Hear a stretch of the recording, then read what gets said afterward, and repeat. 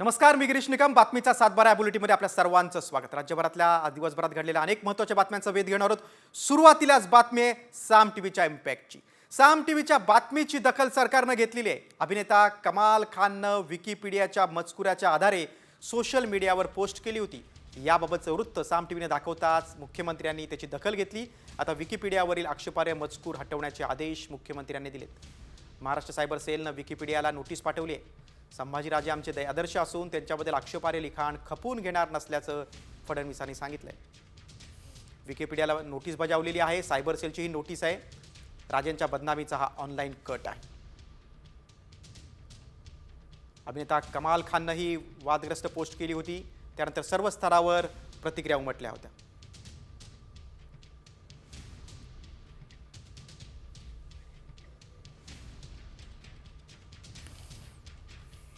कमाल खानच्या या पोस्टनंतर मात्र संतप्त प्रतिक्रिया उमटल्या. साम टीव्हीने याबाबतची बातमी दाखवल्यानंतर मुख्यमंत्र्यांनी आता या बातमीची दखल घेतली आणि सायबर सेलला आदेश दिले कारवाईचे. आपल्याला ही कल्पना आहे की विकिपीडिया हे काही भारतातनं संचालित होत नाही. हा एक ओपन सोर्स प्लॅटफॉर्म आहे. त्याचे काही नियम आहेत. त्या नियमानुसार त्याच्यामध्ये कोण लिहू शकतं याचं एडिटोरियल राईट्स काही लोकांना असतात. त्यामुळे अशा प्रकारे आपल्याला निश्चितपणे त्यांना हे सांगता येईल की ज्या ऐतिहासिक गोष्टी आहेत त्या गोष्टींचं असं तोडून मरोडून किंवा चुकीच्या पद्धतीनं लिहिणं हे योग्य नाही. या संदर्भात तुम्ही काहीतरी नियमावली तयार करा. विकिपीडियाला आता सायबर सेलची नोटीस बजावण्यात आलेली आहे. मुख्यमंत्र्यांनी या सर्व प्रकाराची गंभीर दखल घेतलेली आहे. साम टीव्हीने बातमी दाखवल्यानंतर सरकारला जाग आली. त्यानंतर आता मुख्यमंत्र्यांनी सायबर सेलला कारवाई करण्याचे आदेश दिले. त्यानंतर सायबर सेलने आता विकिपीडियाला नोटीस बजावलेली आहे. आक्षेपार्ह मजकूर काढून टाकण्याचे आदेश दिलेले आहेत. मात्र आता कमाल खानवर काय कारवाई होणार याकडे आता सगळ्यांचं लक्ष आहे.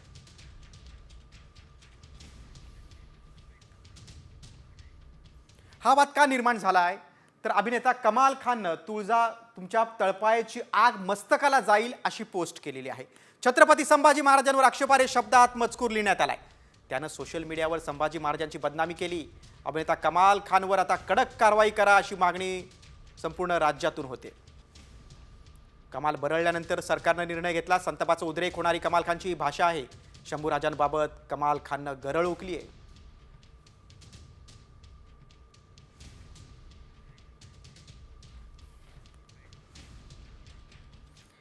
संभाजीराजेंबद्दल लिहिलेला बदनामीकारक मजकूर तातडीनं काढून टाका अशी मागणी आता इतिहास अभ्यासक इंद्रजित सावंत यांनी केलेली आहे. तसंच आक्षेपार्ह मजकूर लिहिणाऱ्यांवर कडक कारवाई करण्याची मागणी केली.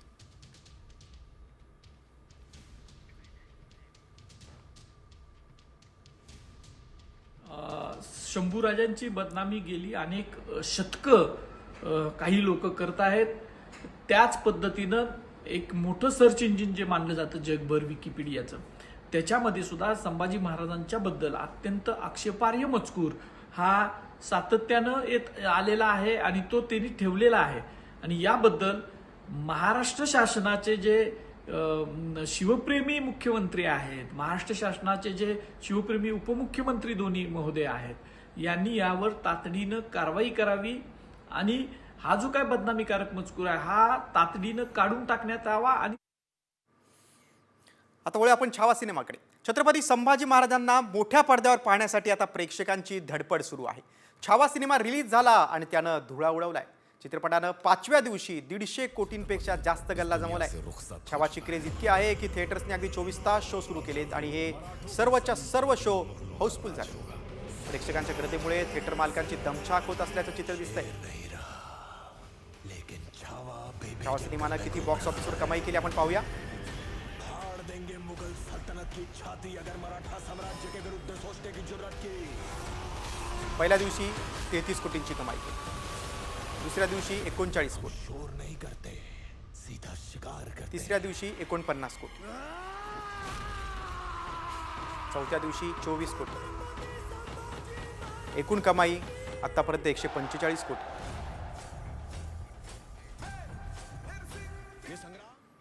संभाजी महाराजांवर लोकांचं किती प्रेम आहे हे छावा सिनेमाच्या निमित्तानं दिसतंय. संभाजी महाराजांचा औरंगजेबाने अतोनात छळ केला, मात्र हा छळ पडद्यावर सिनेमा पाहत असणाऱ्या प्रेक्षकाला सहन झाला नाही. चवताळलेल्या एका प्रेक्षकानं औरंगजेबाची छातीच फाडण्यासाठी धाव घेतली. औरंगजेबाची छाती समजून त्यानं थिएटरमधला पडदा टराटरा फाडला. गुजरातमधल्या भरूचच्या RK सिनेमा थिएटरमधला हा सगळा व्हिडिओ आता व्हायरल होतोय. पोलिसांनी जयेश वसावा या तरुणाला पडदा फाडल्याप्रकरणी आता ताब्यात घेतलंय.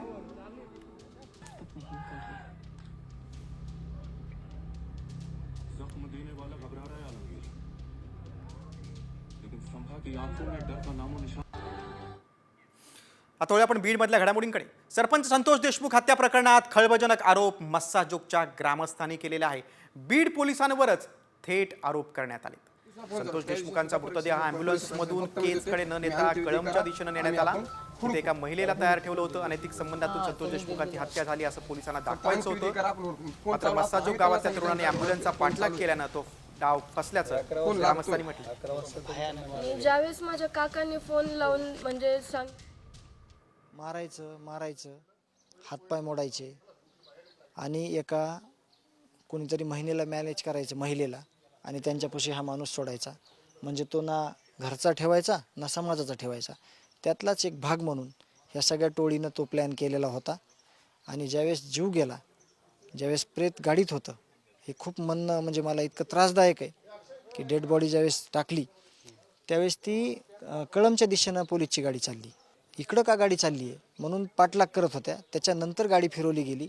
म्हणजे हा देखील तोच प्लॅन होता आणि त्याच्यामुळेच हाणमार झालेली आहे आणि त्याच्यामुळे जीव गेलेला आहे असं या आरोपींना सिद्ध करायचं होतं. ही जे गावकरी आहेत माझे, त्या गावकऱ्यांना दुसऱ्या दिवसापासून सांगितलेली गोष्ट आहे. ती मागे देखील सांगितली आणि आज देखील हीच गोष्ट आहे आणि ती खरी आहे.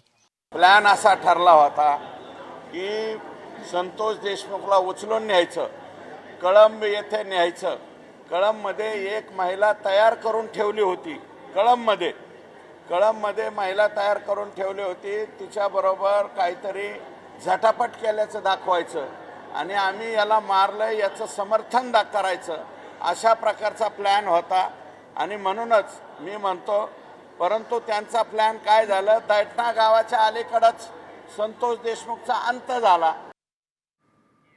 राज्यात सध्या भाजप आमदार सुरेश धस आणि मंत्री धनंजय मुंडेंच्या भेटीवरून राजकारण तापलंय. या भेटीबाबत एका मोठ्या नेत्यानं षडयंत्र रचलं असा आरोप धस यांनी केलाय. बीडमधील त्या नेत्याची मुख्यमंत्री फडणवीसांकडे तक्रार करणार असल्याचं धस यांनी म्हटलंय. त्यामुळे धस यांचा रोख नेमका कुणाकडे असा सवाल आता उपस्थित होतोय.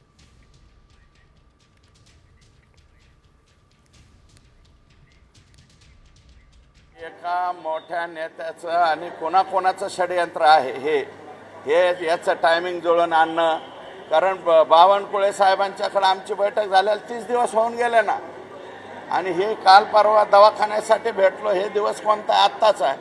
दोन्हीची सांगड घालणं बरोबर मला कळतं, तुम्हाला पण कळतं. बीड जिल्ह्यातल्या मोठ्या नेत्याची तक्रार ही 100% मी मुख्यमंत्र्यांकडे करणार.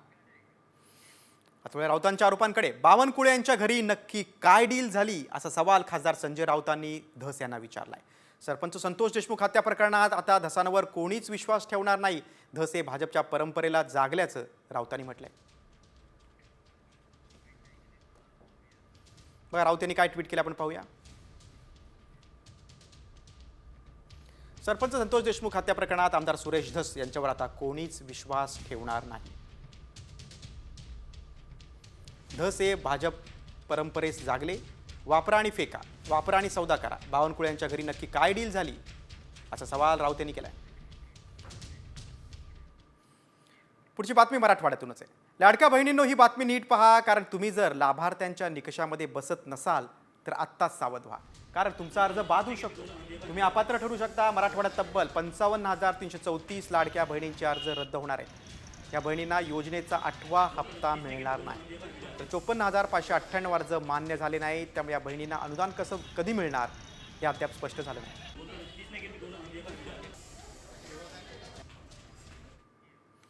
आणि आता डान्स बार कायद्यासंदर्भातील एक बातमी आहे. राज्य मंत्रिमंडळाच्या बैठकीमध्ये डान्स बार कायदा सुधारणेबाबत चर्चा झालेली आहे. सुप्रीम कोर्टाच्या सूचनेनुसार आता कायद्यात सुधारणा केली जाणार आहे. येत्या अधिवेशनात तो मांडला जाणार आहे. सूत्रांच्या माहितीनुसार नवीन कायद्यात डिस्को आणि ऑर्केस्ट्रा संदर्भात परवानगी देण्याच्या नियमात बदल करण्यात येणार आहे. दरम्यान राज्यात पुन्हा डान्स बार सुरू होऊ नये अशी भूमिका शिंदे गटानं मांडली. नाही, डान्स बार वगैरे याची चर्चा मंत्रिमंडळात झाल्याची मला माहिती नाही आहे. याबद्दल मुख्यमंत्री सांगू शकतील, परंतु मला वाटतं या महाराष्ट्र राज्यामध्ये अशा प्रकारचे बार चालू होणं हे गैर आहे आणि त्याला कोणी पाठिंबा देणार नाही. बघा, या एक नजर टाकूया आपण या नव्या कायद्यातील संभाव्य तरतुदींवर. डिस्को आणि ऑर्केस्ट्राला परवानगी नियमात बदल करणार.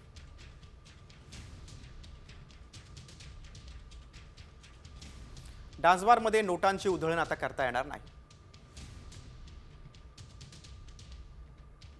डान्सबार फ्लोअरवर 4 पेक्षा अधिक बारबालांना आता बंदी असणार.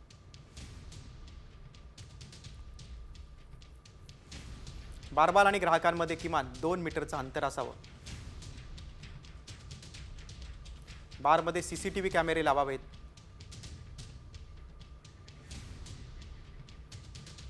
मुख्यमंत्र्यांनी याबाबत काय प्रतिक्रिया दिली आपण पाहूया. अजून ते झालेलं नाही. अलीकडच्या काळामध्ये कॅबिनेट व्हायच्या आधी काही लोक अजेंडा छापतायत. ही चुकीची पद्धत आहे आणि मी मंत्र्यांना देखील सांगितलेलं आहे की आपल्या कार्यालयांना सांगा, अन्यथा मला कारवाई करावी लागेल. कॅबिनेटचा अजेंडा हा त्या ठिकाणी पूर्णपणे गुप्त असतो, त्याचीच शपथ आपण घेतलेली आहे. पुढच्या बातमीकडे. व्हॅलेंटाईन वीकमध्ये महायुतीत ब्रेकअपची ठिणगी पडते की काय अशी चर्चा आता सुरू झालेली आहे. कारण ठरल्यात उपमुख्यमंत्री एकनाथ शिंदेंच्या बैठका. एकनाथ शिंदेंनी काल उद्योग मंत्रालयाच्या अधिकाऱ्यांची बैठक घेतली. मुख्यमंत्री देवेंद्र फडणवीस यांनी देखील जानेवारीत उद्योग मंत्रालयाची बैठक घेत आढावा घेतला होता. मात्र त्यानंतर शिंदेंनी उद्योग विभागाची पुन्हा बैठक घेतली. फडणवीसांनी आढावा घेतल्यानंतर शिंदेने आढावा बैठक घेण्याची ही दुसरी वेळ आहे. याआधी फडणवीसांनी कुंभमेळ्यासाठी बोलावलेल्या बैठकीला शिंदे गैरहजर होते. नंतर काही दिवसांनी शिंदेंनीच बैठक घेत कुंभमेळ्याच्या तयारीचा आढावा घेतला होता. त्यामुळे व्हॅलेंटाईन वीकमध्येच ब्रेकअपची ठिणगी पडते की काय अशी शक्यता आहे. उद्योग विभागाचा आढावा घेताना अनेक गोष्टी लक्षात आल्या की अनेक कारखाने बंद झाल्यानंतर त्या कारखान्यात काम करणाऱ्या कामगारांना कोणताही हिशोब न देता तो कारखाना परस्पर विक्री केला जातो. कामगारांना देणी दिलेली नाहीत, त्यांना त्यांचा न्याय हक्क मिळाला पाहिजे. यासाठी देखील एक स्वतंत्र कक्ष MIDCमध्ये उद्योग विभागामध्ये निर्माण करण्याच्या सूचना मी संबंधित उद्योगमंत्री उदय सामंत यांना दिलेल्या आहेत. माहितीच्या बातमीनंतर आता पुढची बातमी आहे सांगलीमधून. खाकीचा धाक काय असतो हे सांगली पोलिसांनी दाखवून दिलेलं आहे. सांगलीतील यात्रा संपल्यानंतर 2000हून अधिक तरुण दुचाकी गाडीवरून हुल्लडबाजी करत होते. मध्यरात्री 2च्या सुमारास संपूर्ण शहर झोपेत असताना हे तरुण हॉर्न वाजवत घोषणाबाजी करत होते. मात्र सांगलीच्या पोलिसांनी टिळक चौकात फिल्डिंग लावली. मग काय, आपल्या काठ्यानी पोलिसांनी या तरुणांचा माज उतरवला. गाड्या आडून हुल्लडबाजांना चोप दिला. अखेर काही तरुण आपल्या दुचाकी सोडून पळून गेले.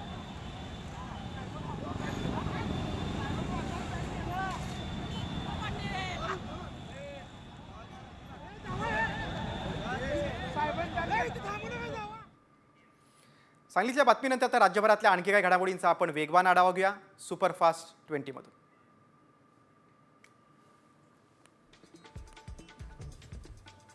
आरोपी 6 तारखेपासून वडिलांच्या मागावर होते असा आरोप सरपंच संतोष देशमुखांची मुलगी वैभवी देशमुखने केलाय. खासदार सुप्रिया सुळे यांनी आज मसाजोगमध्ये देशमुख कुटुंबियांची भेट घेतली. त्यावेळी वैभवीनं आपली आपबीती सांगितली.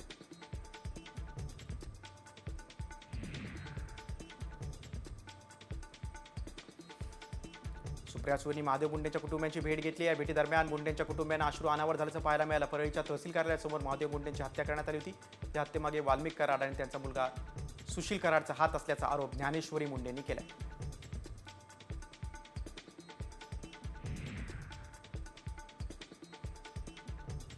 मंत्री नितेश राणेंनी सरपंच देशमुख हत्या प्रकरणाची दिशा सालियन मृत्यू प्रकरणाशी तुलना केली. मसाजोगचा दौरा करणाऱ्या खासदार सुप्रिया सुळेंवर मंत्री नितेश राणेंनी टीका केली. सालियन कुटुंबाचे अश्रू कधी पुसणार असा सवाल राणेंनी सुळेंना विचारला. सुप्रिया सुळे सिलेक्टेड चिंता करतात असा टोलाही राणेंनी लगावला.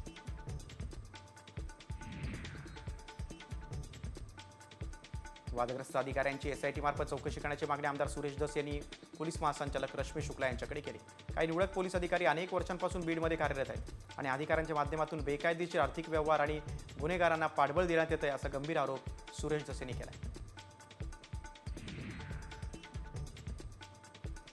20 फेब्रुवारीला मोठा पर्दाफाश करणार असल्याचा इशारा भाजपचे आमदार सुरेश धसेंनी केलाय. कृषी खात्यातील घोटाळ्यावरून धस यांनी आक्रमक भूमिका घेतली. 4 अधिकाऱ्यांची नावं सांगणार असल्याचा इशारा धस यांनी दिलाय. तर 20 तारखेला धस काय गौप्यस्फोट करणार याकडे सगळ्यांचं लक्ष.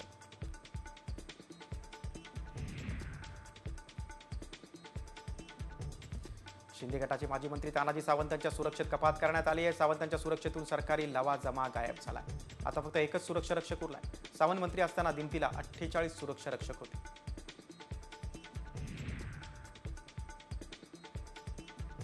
सुरक्षा कपातीच्या मुद्द्यावर खासदार संजय राऊतांनी महायुती सरकारवर जोरदार निशाणा साधलाय. मंत्रालयात वेड्यांची जत्रा असून प्रचंड भ्रष्टाचार सुरू आहे असा हल्लाबोल राऊतांनी केलाय.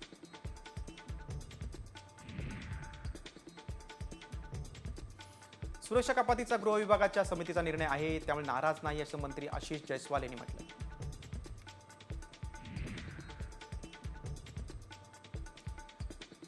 जितेंद्र जानावळे यांची समजूत काढण्यासाठी मातोश्रीवर बोलवण्यात आलं होतं. उद्धव ठाकरे यांच्याशी मातोश्रीवर संवाद साधत त्यांनी आपली खतखत बोलून दाखवली.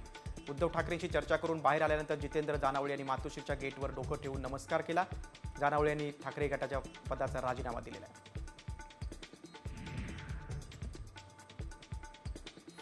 सिंधुदुर्गात ठाकरे सेनेला मोठा धक्का बसला. शिवसेना जिल्हा प्रमुख संजय पडते यांनी आपल्या जिल्हा प्रमुख पदाचा राजीनामा दिलेला आहे. सध्या पक्षांतर्गत सुरू असलेल्या घडामोडीमुळे काम करणं शक्य वाटत नाही, त्यासाठीच पदाचा राजीनामा दिल्याचं त्यांनी म्हटलंय.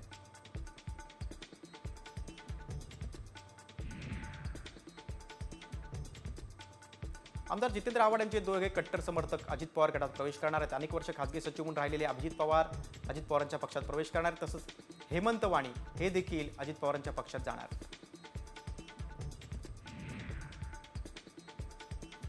काँग्रेसचे नेते विजय वडेट्टीवार यांनी विधानसभा निवडणुकीतील पराभवाचं खापर कार्यकर्त्यांवर फोडलंय. लोकसभेच्या निवडणुकीनंतर आमचे कार्यकर्ते आळशी झालेत. विजय वडेट्टीवार यांनी भरसभेत कार्यकर्त्यांना खडे बोल सुनावले.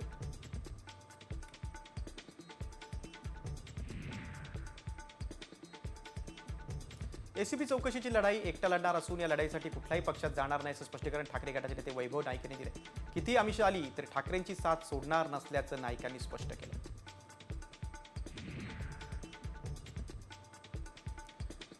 रविवारी नाशिक दौऱ्यावर असलेल्या उपमुख्यमंत्री अजित पवारांबद्दल आक्षेपार्ह पोस्ट करणाऱ्या शिंदे सेनेच्या कार्यकर्त्याला नाशिक पोलिसांनी अटक केली. शिंदे सेनेच्या भगूरमधील उपनेत्याचा कार्यकर्ता संतोष फोगणेनं सोशल मीडियावर ही पोस्ट व्हायरल केली होती. त्यानंतर पोलिसांनी तत्काळ कारवाई करत संतोष फोगणेला अटक केली.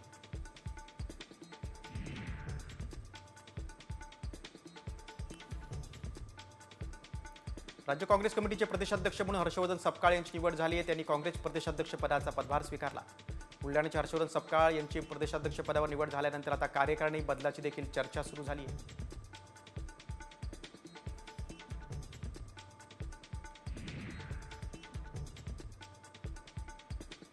खासदार श्रीकांत शिंदेंच्या अध्यक्षतेखाली दिशा समितीची पहिली बैठक पार पडली. प्रधानमंत्री आवास योजना, स्वच्छ भारत अभियान, अमृत योजना, स्मार्ट सिटी योजना अशा विविध योजनांवर या बैठकीत चर्चा झाली.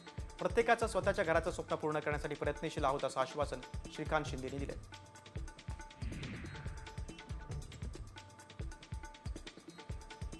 तुळजापुरात ड्रगचा सुळसुळाट सुरू होऊन तब्बल 1,500 तरुण ड्रगच्या विळख्यात सापडल्याचा दावा करण्यात येतोय. ड्रग तस्करी आणि सेवनाचं मोठं रॅकेट सुरू असल्याचा आरोप पुजारी आणि व्यापाऱ्यांनी केला.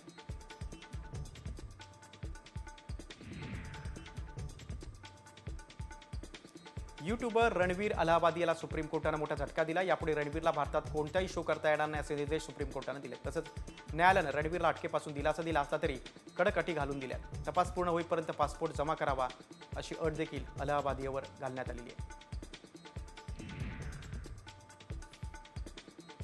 इमारतीत गाडीला प्रवेश नाकारल्यामुळे कार चालकानं 5 जणांना चिरडलंय. मीरा रोडच्या जेपी नॉर्थ उच्चभ्रू संकुलातील बर्सिलोना या इमारतीत हा प्रकार घडलाय. चालकानं मद्यपान केल्याची प्राथमिक माहिती आहे. या प्रकरणी आता काशीगाव पोलीस ठाण्यात गुन्हा दाखल करण्यात आलाय. मात्र अद्याप कोणाला अटक झाली नाही.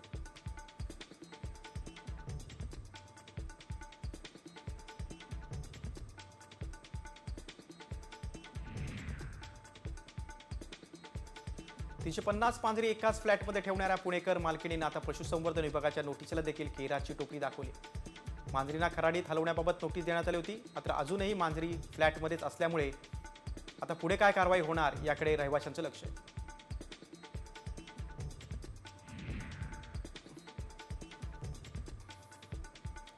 प्राण्यांच्या संदर्भात जिल्हा उपनिबंधक यांच्याकडून सोसायट्यांना आवाहन केलं जातंय. पुढील काळात सोसायटीतील प्राणी मालकांकडे प्राण्यांसाठी काय उपाययोजना आहेत हे सोसायटी धारकांना सांगावं लागणार.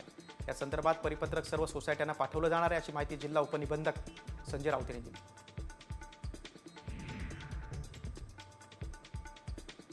नाशिकमध्ये होणाऱ्या कुंभमेळ्याच्या पार्श्वभूमीवर गोदावरीच्या ब्ल्यू लाईनमध्ये बांधकामाला गोदाप्रेमींनी विरोध केलाय. मुंबई उच्च न्यायालयाच्या आदेशाचा दाखला देत प्रस्तावित कामाला विरोध करण्यात आला.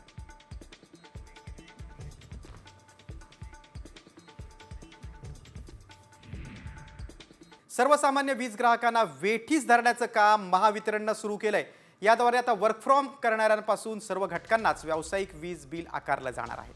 केंद्र सरकारनं पंतप्रधान सूर्यघर योजनेअंतर्गत देशातील 1 कोटी घरावर सौर यंत्रणा बसून वीज बिल शून्यावर आणण्याचा महत्त्वाकांक्षी प्रकल्प हाती घेतलाय.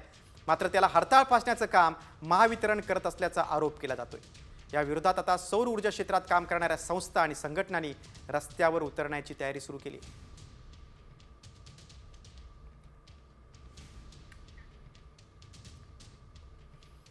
महावितरण वीज ग्राहकांना व्यावसायिक वीज बिल आकारणार. केंद्र सरकारच्या पंतप्रधान सूर्यघर योजनेलाच महावितरणकडून हरताळ फासला जातोय. सौर यंत्रणेमुळे महावितरणचा महसूल कमी होणार. तयार झालेल्या वीज युनिटचा हिशोब ठेवण्यासाठी टीओडी मीटर लावलं जाणार. वीज बिल शून्य न होता नेहमीप्रमाणेच बिल भरावं लागणार.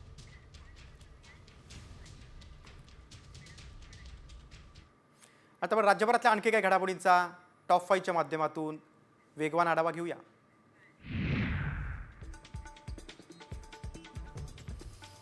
मस्साजोगच्या ग्रामस्थांनी बीड पोलिसांवर थेट आरोप केलाय.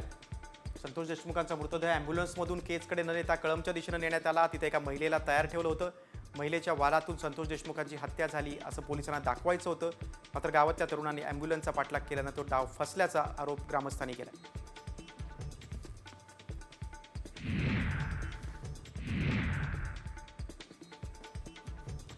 मस्साजोगमधील परिस्थितीला स्थानिक पोलीस जबाबदार आहेत असा आरोप धनंजय देशमुख यांनी केलाय. या प्रकरणाच्या सुनावणीच्या वेळी कोर्ट परिसरात आमच्यावर दबाव आणण्याचा प्रयत्न केला जात असल्याचं देखील त्यांनी म्हटलंय.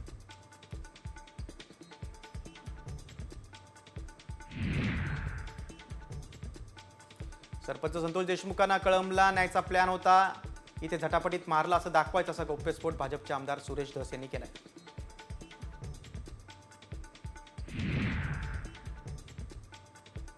आरोपी 6 तारखेपासून वडिलांच्या मागावर होते असा आरोप संतोष देशमुखांची मुलगी वैभवीने केलाय. खासदार सुप्रिया सुळे यांनी मस्साजोगमध्ये देशमुखांच्या कुटुंबियांची भेट घेतली. यावेळी वैभवीनं आपली आपबीती सांगितली.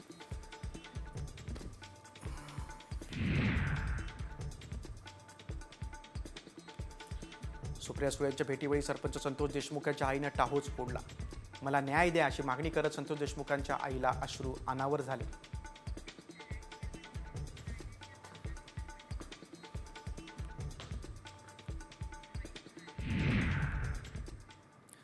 राज्यातील आणखी काही घडामोडींचा आपण धावता आढावा घेऊया टॉप 5 मधून.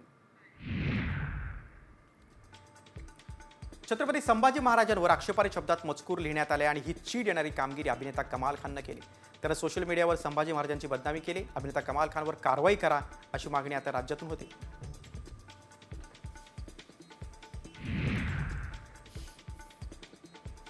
साम टीव्हीच्या बातमीची दखल सरकारनं घेतली आहे. महाराष्ट्र सायबर सेलनं विकिपीडियाला नोटीस पाठवली. पत्रातून आक्षेपार्ह मजकूर काढून टाकण्याची विनंती केली.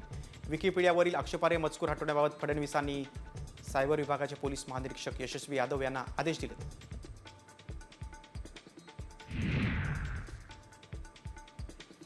अभिनेता कमाल खाननं विकिपीडियाच्या मजकुराच्या आधारे सोशल मीडियावर पोस्ट केली होती. यावर चौर्थ साम टीव्हीनं दाखवताच मुख्यमंत्री फडणवीस यांनी दखल घेतली आहे. विकिपीडियावरील आक्षेपार्ह मजकूर हटवण्याचे आदेश मुख्यमंत्र्यांनी दिले. संभाजीराजे आमचे आदर्श असून त्यांच्याबद्दल आक्षेपार्ह लिखाण खपवून घेणार नसल्याचं फडणवीसांनी सांगितलंय.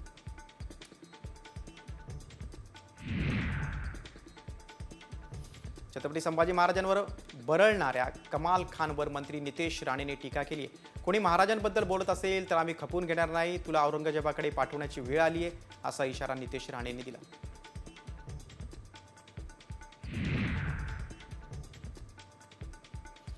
संभाजीराजेंबद्दल आक्षेपार्ह मजकूर लिहिणाऱ्या कमल खानवर कारवाई करण्यात यावी अशी मागणी इतिहास अभ्यासक इंद्रजित सावंत यांनी केली. तसंच बदनामीकारक मजकूर तातडीनं काढून टाकण्याची मागणी देखील सावंत यांनी केली.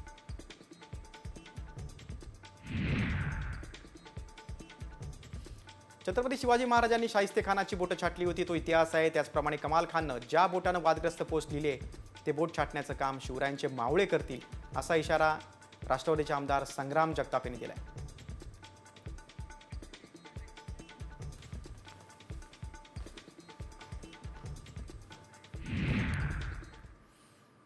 आता विदर्भातील टॉप 5 बातम्या पाहूया.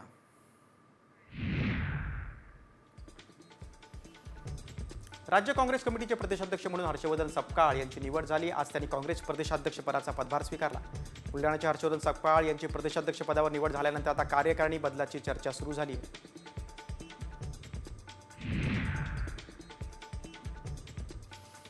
यवतमाळमध्ये झालेल्या पीक विमा अपहाराचा तपास SITकडे देण्यात आला. जिल्ह्यात अतिवृष्टी आणि पुरामुळे शेतीचं मोठ्या प्रमाणात नुकसान झालं होतं. त्यानंतरही शेतकऱ्यांना पीक विम्याचा लाभ मिळाला नाही. या प्रकरणी आता पीक विमा कंपनीविरोधात ऑक्टोबर 2024 मध्येच गुन्हा दाखल करण्यात आला होता.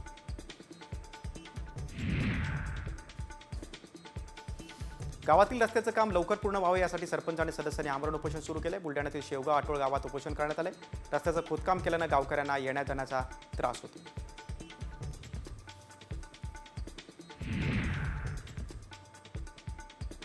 यवतमाळमध्ये आरोग्य मित्र विविध प्रलंबित मागण्यांसाठी आंदोलन करतायत, संप पुकारतायत. सहाय्य संस्थेच्या पदाधिकाऱ्यांनी आरोग्य मित्रांच्या मागण्यासंदर्भात मुदत मागितली होती, मात्र निर्णय न झाल्यानं संप पुकारण्यात आलाय. त्यामुळे आरोग्य सेवा कोलमडण्याची शक्यता वर्तवली जाते.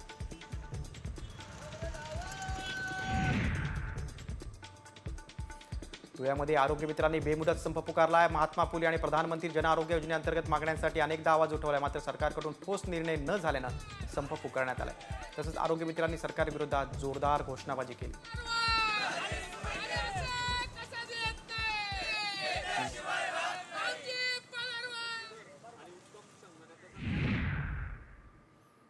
विदर्भानंतर आता पाहूया आपण उत्तर महाराष्ट्रातील टॉप 5 बातम्या. जळगाव शहरात एका 3 वर्षीय बालकाला GBHची लागण झाली. त्याच्यावर सरकारी वैद्यकीय महाविद्यालयात उपचार सुरू आहेत. दरम्यान जिल्ह्यात आतापर्यंत GBHचे 3 रुग्ण आढळले. महिला रुग्णाला डिस्चार्ज देण्यात आला आहे, तर तरुणावर उपचार सुरू आहेत.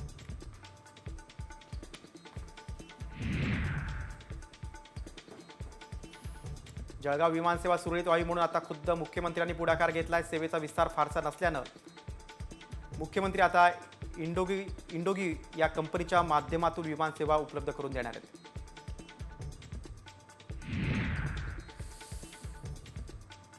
संगमनेर तालुक्यातील आश्वी इथे प्रस्तावित अप्पर तहसील कार्यालय रद्द करावं या मागणीसाठी कृती समिती आक्रमक झाली. अप्पर तहसील कार्यालय झाल्यास 62 गावातील नागरिकांची गैरसोय होणार असल्याचा आरोप कृती समितीने केला.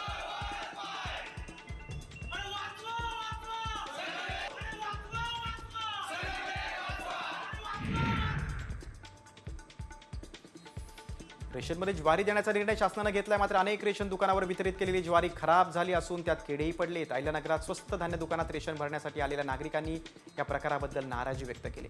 शासनानं माणसांना खाण्यायोग्य ज्वारी उपलब्ध करून द्यावी अशी मागणी नागरिकांनी केली.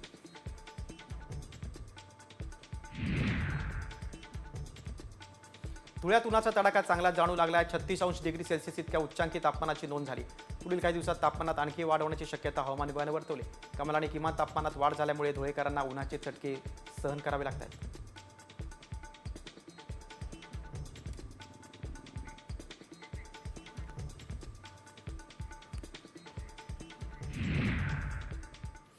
उत्तर महाराष्ट्रानंतर आता पश्चिम महाराष्ट्रातील टॉप 5 बातम्या पाहूया. सांगलीत 2000हून अधिक तरुण दुचाकीवरून हुल्लडबाजी करत होते. मध्यरात्री 2च्या सुमारास संपूर्ण शहर झोपेत असताना हे तरुण हॉर्न वाजवत घोषणाबाजी करत होते. मात्र सांगलीच्या पोलिसांनी टिळक चौकात फिल्डिंग लावत काठ्यांनी तरुणांना बदडून काढलं.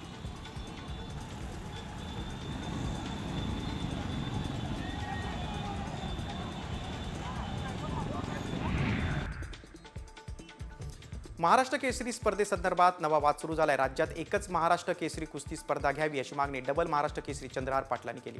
यासाठी सांगली जिल्हाधिकारी कार्यालयासमोर त्यांनी उपोषण केलं होतं.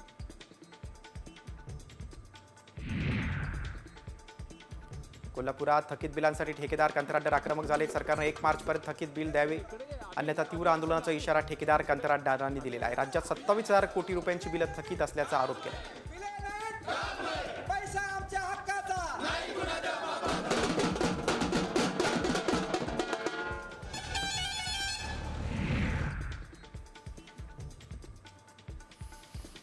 सोलापुरात शिवरायांना आगळ्या वेगळ्या पद्धतीनं मानवंदना दिली जाते. 4 हुतात्मा पुतळ्यासमोर सलग 19 तास 19 मिनिट आणि 19 सेकंद दांडपट्टा चालून महाराजांना ही मानवंदना दिली जाते. मंगळवारी सकाळी 5 वाजल्यापासून ही मानवंदना द्यायला सुरुवात झालेली आहे. रात्री 12 वाजेपर्यंत आता दांडपट्टा चालवला जाणार.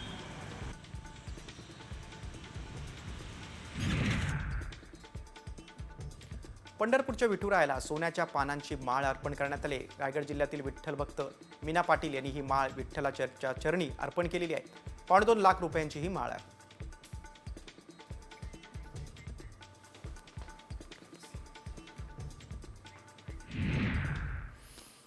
आता आपण बावनकुळेंच्या वक्तव्याकडे वळूया. मुंबई महापालिका विधानसभेप्रमाणेच नक्कीच जिंकणार असा विश्वास भाजपचे प्रदेशाध्यक्ष बावनकुळे यांनी व्यक्त केलाय. तुम्ही फक्त सदस्य नोंदणीकडे लक्ष द्या. बीएमसी जिंकेपर्यंत कार्यकर्ता शांत बसणार नाही असं संघटनपर्व बैठकीत भाजपचे प्रदेशाध्यक्ष चंद्रशेखर बावनकुळे यांनी म्हटलंय. मुंबई महानगरपालिका जिंकण्याचा विश्वास भाजपनं व्यक्त केलेला आहे आणि बीएमसी जिंकेपर्यंत कार्यकर्ता शांत बसणार नाही असा विश्वास देखील त्यांनी व्यक्त केला. आता मराठवाड्यातील टॉप 5 बातम्या पाहूया.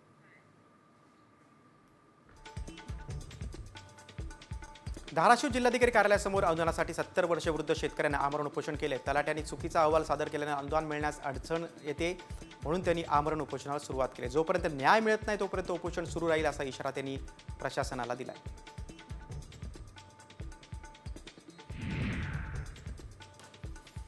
मराठवाड्यात तब्बल 55,000 लाडक्या बहिणींचे अर्ज रद्द होणार आहेत. या बहिणींना योजनेचा 8वा हप्ता मिळणार नाही तर 54,000 अर्ज मान्य झाले नाहीत. त्यामुळे या बहिणींना अनुदान कधी मिळणार हे स्पष्ट झालं नाही.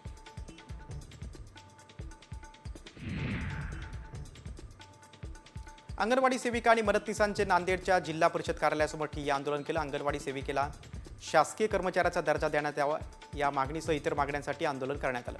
मागण्या मान्य न झाल्यास तीव्र आंदोलन छेडण्याचा इशारा अंगणवाडी सेविकांनी दिला.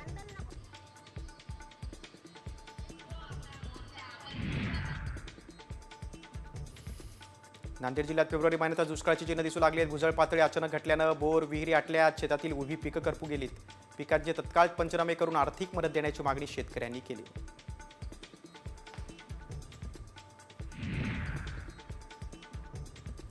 नांदेडच्या देगलूर तालुक्यातील नागरिकांना कालबाह्य झालेल्या खटारा बसमधून जीवघेणा प्रवास करावा लागतोय.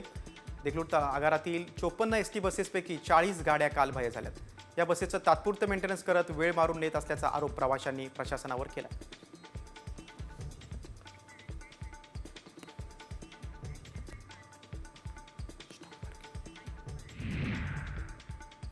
टॉप 5 नंतर आता पुढची बातमी आहे शेअर मार्केटमधून. भारतीय शेअर बाजारात सातत्यानं घसरण सुरू आहे. आजही शेअर बाजाराची सुरुवात ही ग्रीन झोनमध्ये झाली, मात्र लगेचच बाजार रेड झोनमध्ये गेला. सेन्सेक्स 76 अंकांच्या वाढीसह उघडला तर निफ्टीनं 4 अंकांच्या किंचित वाढीसह सुरुवात केली. मात्र ही तेजी लगेच फिकी पडली, कारण त्यानंतर सेन्सेक्स 400 तर निफ्टीमध्ये 150पेक्षा जास्त अंकांची घसरण पाहायला मिळाली. परदेशी गुंतवणूकदारांकडून होत असलेल्या सततच्या विक्रीचा फटका भारतीय शेअर बाजाराला बसतोय. बाजारातील घसरण आणि अस्थिरतेच्या काळात अनेक गुंतवणूकदार म्युच्युअल फंडमधील SIP बंद करण्याचा विचार करत आहेत. गेल्या आठवड्याभरात शेअर बाजारात किती घसरण झाली ते आपण पाहूया. 11 फेब्रुवारीला बघा, सेन्सेक्समध्ये 1018 अंकांची विक्रमी घसरण झाली तर निफ्टीमध्ये 577 अंकांनी कोसळला. 12 फेब्रुवारीला सेन्सेक्स 738 अंकांची घसरण झाली तर निफ्टीत 226 अंकांची घसरण झाली. 13 फेब्रुवारीला सेन्सेक्स 32.11 अंकांची घसरण झाली तर निफ्टीत 13.85 अंकांची घसरण झाली. 14 फेब्रुवारीला सेन्सेक्समध्ये 199 अंकांची घसरण झाली तर निफ्टीमध्ये 102 अंकांनी कोसळला. 17 फेब्रुवारीला सेन्सेक्स 500 अंकांची घसरण तर निफ्टी 200 अंकांनी घसरला. आणि आज 18 फेब्रुवारी, आज देखील सेन्सेक्समध्ये 400 अंकांची घसरण झाली तर निफ्टी 150 अंकांनी कोसळला.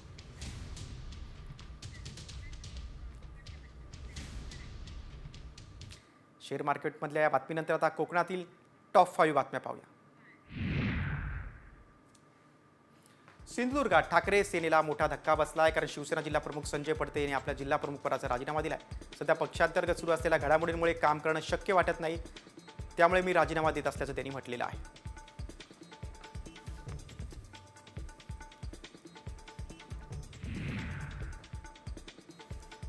वनमंत्री आणि पालघरचे पालकमंत्री गणेश नाईक यांच्या आमदारकीला ठाकरे गटानं मुंबई हायकोर्टात आव्हान दिलं. ऐरोलीचे उमेदवार MK मडवी यांनी याचिका दाखल केली. या प्रकरणी कोर्टानं गणेश नाईक यांना नोटीस पाठवली. सत्तेच्या बळावर भ्रष्टाचाराचा अवलंब करत निवडणूक जिंकल्याचा MK मडवी यांनी आरोप केला.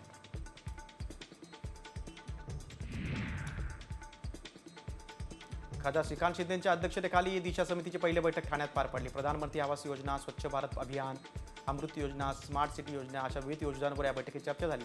प्रत्येकाचं स्वतःच्या घराचं स्वप्न पूर्ण करण्यासाठी प्रयत्नशील आहोत असं आश्वासन श्रीकांत शिंदेने दिलं.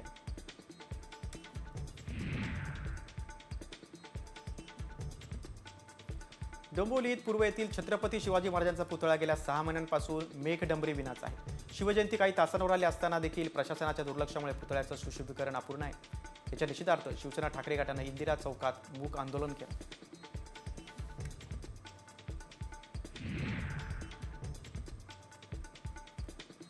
अंबरनाथ तालुक्यातील चामटोली गावात रस्ता नसल्यानं नागरिकांना नाहक त्रास सहन करावा लागतोय. गर्भवती महिला, वृद्ध, शाळकरी मुलांना दगड धोंड्यातून प्रवास करावा लागतोय. मोठी दुर्घटना घडू नये म्हणून लवकरात लवकर हा रस्ता तयार करावा अशी मागणी गावकऱ्यांनी केली.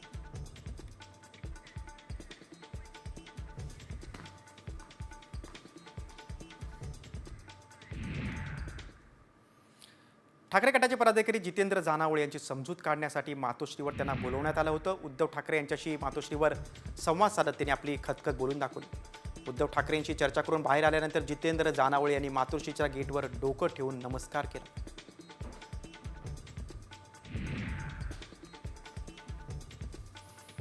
काँग्रेसचे नेते विजय वडेट्टीवार यांनी विधानसभा निवडणुकीतील पराभवाचं खापर कार्यकर्त्यांवर फोडलं. लोकसभेच्या निवडणुकीनंतर आपले कार्यकर्ते आळशी झालेत. विजय वडेट्टीवार यांनी भर सभेत कार्यकर्त्यांना खडेबोल सुनावले.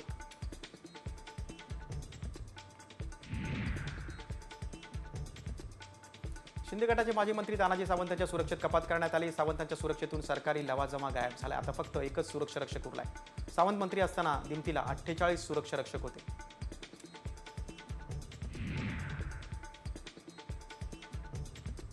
सुरक्षा कपातीच्या मुद्द्यावर खासदार संजय राऊतांनी महायुती सरकारवर जोरदार निशाणा साधलाय. मंत्रालयात वेड्यांची जत्रा आहे, प्रचंड भ्रष्टाचार सुरू आहे असा हल्लाबोल राऊतांनी केला.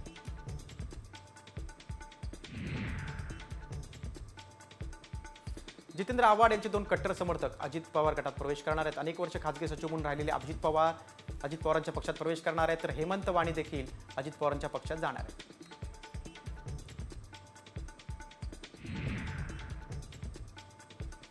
राज्य मंत्रिमंडळाच्या बैठकीत डान्स बार कायदा सुधारणेबाबत चर्चा झाली आहे. सुप्रीम कोर्टाच्या सूचनेनुसार कायद्यात सुधारणा केल्या जाणार आहे. येत्या अधिवेशनात तो मांडला जाणार आहे. सूत्रांच्या माहितीनुसार नवीन कायद्यात डिस्को आणि ऑर्केस्ट्रा संदर्भात परवानगी देण्याच्या नियमात बदल करण्यात येणार आहे.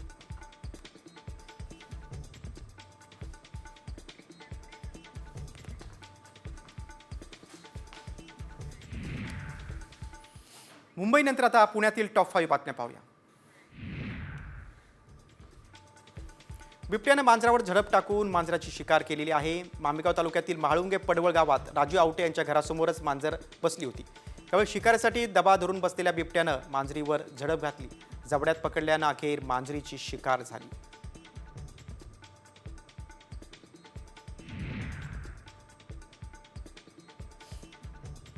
$350 मांजरी एकाच फ्लॅटमध्ये ठेवणाऱ्या पुणेकर मालकिणींना आता पशुसंवर्धन विभागाच्या नोटीसला देखील केराची टोपली दाखवली आहे. मांजरींना खराडीत हलवण्याबाबत नोटीस देण्यात आली होती. अजूनही मांजरी फ्लॅटमध्येच असल्यानं आता पुढे काय कारवाई होणार याकडे रहिवाशांचं लक्ष आहे.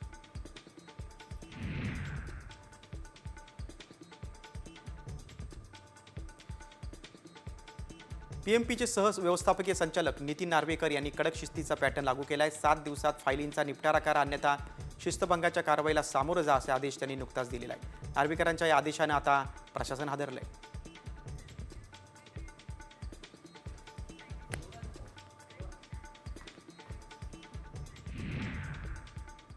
टॉप 5 नंतर आपण वळूया आता व्हायरल सत्य रिपोर्टकडे. तुम्ही आवडीनं बिस्किट खात असाल तर सावध व्हा, कारण तुम्ही खात असलेल्या बिस्किटमुळे तुम्ही आजारी पडू शकता. हे आम्ही का म्हणतोय त्यासाठी पहा सामचा हा खास रिपोर्ट. लोगों को ये पता होना चाहिए कि बिस्किट जो है वास्तव में वो बहुत ही खतरनाक समोसे कचौरी की तरह डीप फ्राइड आ रही है, यूं समझ लो आप. तो इस तरह से कई लोग क्या करते हैं, बिस्किट के पैकेट अपने घरों, अपने जेब में अपने रखते हैं अपने बैग में, और इधर उधर जब भी भूख लगी बिस्किट उठा के खा लिया या कुकीज खा ली. तो ये सब बड़े खतरनाक खाने में यूं कह सकता हूं। हा दावा गंभीर आहे। बिस्किट खाल्ल्यानं लिव्हरला धोका निर्माण होऊ शकतो, वजन वाढणं, लठ्ठपणा येतो असा दावा करण्यात आलाय। मात्र खरंच या दाव्यात तथ्य आहे का?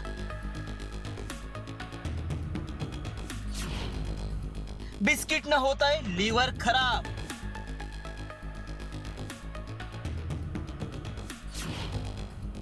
बिस्किट आवडीनं खाल तर आजारी पडाल।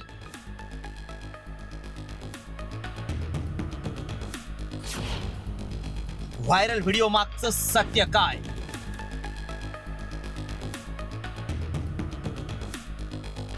बिस्किट, कुकीज, नानकटाई हे बरेच जण खातात। अगदी चहा सोबत आवडीनं बिस्किट खाल्लं जातं। मात्र या व्हायरल व्हिडिओतील दावा खरा आहे का? कारण बिस्किट बनवण्यासाठी मैदा, डालडा, साखरेचा वापर करतात हे खरंय। मात्र याचा गंभीर परिणाम आपल्या शरीरावर होतो का? याची सत्यता जाणून घेणं गरजेचं आहे।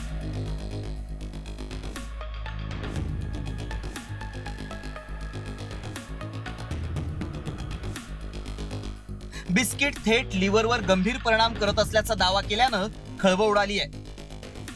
लहानग्यांपासून सगळेच आवडीनं बिस्किट खात असतात, हा आरोग्याचा प्रश्न आहे। त्यामुळे आमच्या व्हायरल सत्य टीमनं याची सत्यता जाणून घेण्यासाठी एक्सपर्टची भेट घेतली। त्यांना व्हायरल व्हिडिओ दाखवला आणि या दाव्यात तथ्य आहे का हे जाणून घेतलं। फक्त गमतीची गोष्ट नसून नियमितपणे जर तुम्ही बेकरीचा वापर करत असाल तर तुम्ही त्याच्यापासून सावध राहायला पाहिजे। कारण हे जे कॉन्सिक्वेन्सेस आहेत, हे कॉन्सिक्वेन्सेस हँडल करायला अतिशय कठीण आणि अतिशय महाग आहेत। त्यामुळे वेळेत सावधानता ठेवलेली चांगली। म्हणजे हे जो काही व्हिडिओ आहे त्याच्यात ते दाखवलेलं ते खरं आहे जवळपास की असं होऊ शकतं? हो हो, ते सत्य आहे। हे कॉन्सिक्वेन्सेस सगळे हाय कॅलरीचे आहेत। त्यामुळं आमच्या पडताळणीत काय सत्य समोर आलं पाहूयात। बेकरी पदार्थांमध्ये वनस्पती तूप, मैदा, साखर हे पदार्थ असतात। बेकरी पदार्थ भूक भागवण्यासाठी खाल्ले जातात। बिस्किटमध्ये फॅट्स असतात, त्यामुळे लिव्हर कडक होतो। बिस्किट अति प्रमाणात खाल्ल्यानं इतर आजारही वाढतात। बेकरी पदार्थ खाणं हे फक्त गमतीची गोष्ट नसून आपण सावधगिरी बाळगायला पाहिजे। बेकरी पदार्थ जास्त प्रमाणात खाल्ल्यास लिव्हर खराब होतो, हा दावा आमच्या पडताळणीत सत्य ठरलाय। ब्युरो रिपोर्ट, साम टीव्ही न्यूज।